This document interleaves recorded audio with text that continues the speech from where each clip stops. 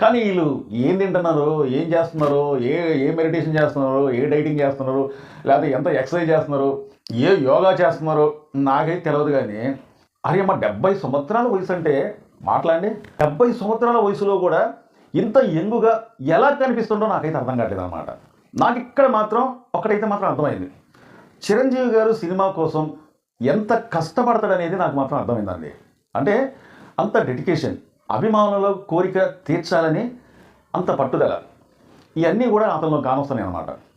So ఈ ఈవెంట్కి సంబంధించి మనం మాట్లాడుకునేటట్లయితే ఈ ఈవెంట్లో బాబా సైగల్ అతను పాడిన ఉత్సాహం చూస్తూ ఉంటే అతను మత్తులు చెలించిపోయాయండి. బాబా ఏంట్రా బాబు ఈ సాంగ్ అనుకున్నా. అది మళ్ళీ ఎవరికి పడాలో వాళ్ళకి పడ్డదండి ఈ సాంగ్ అనేది. ఉక్కు స్టప్ అంటేనే చిరంజీవికి అంటే ఎలాంటి స్టప్ అయినా సరే అతను ఏకి పారేసేటోడు అనమాట. అంటే అవలీలగా ఎలాంటి స్టప్ అయినా కానీ అవలీలగా వేసేటోడు.